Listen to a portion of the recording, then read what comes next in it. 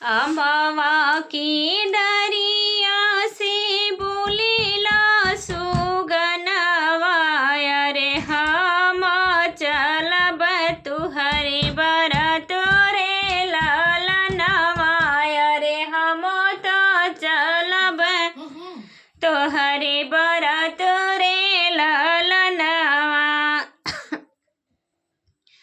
अमवा की डरिया से बोलेला सुगनवा, अरे हम चलब तुहरे बरत रे ललनवा।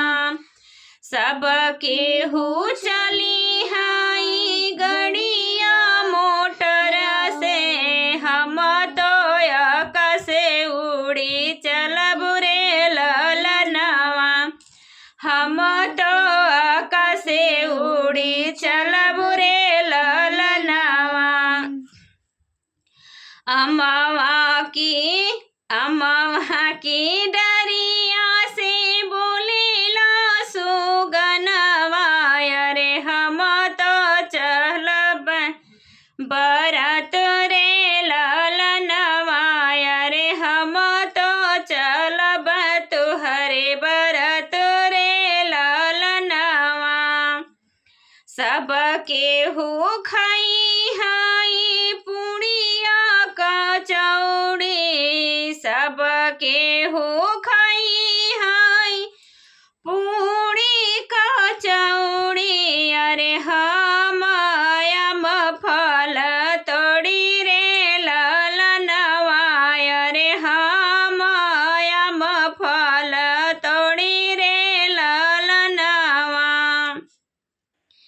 अमवा की डरिया से बोलेला सुगनवा, अरे हम चलब तुहरे बरत रे ललनवा।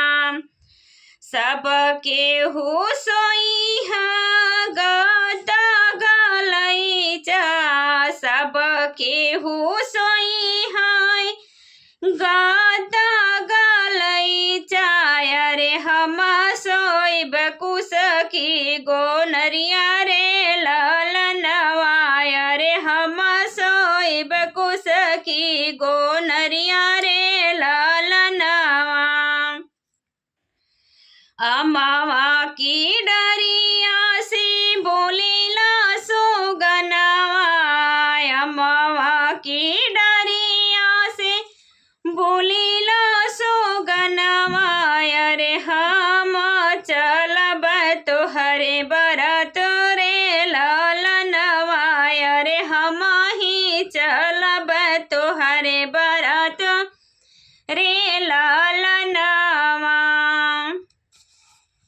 तो ये विवाह गीत आप सभी को कैसा लगा? बहुत ही छोटा सा है। प्लीज़ आप लोग से रिक्वेस्ट है कि आप लोग मेरे गीत को फुल वॉच कीजिएगा और अपना प्यार दुलार आशीर्वाद इस छोटी सिस्टर को भी दीजिएगा। तो आप सभी लोग से जय माता दी, हर हर महादेव, जय श्री कृष्णा, राधे राधे।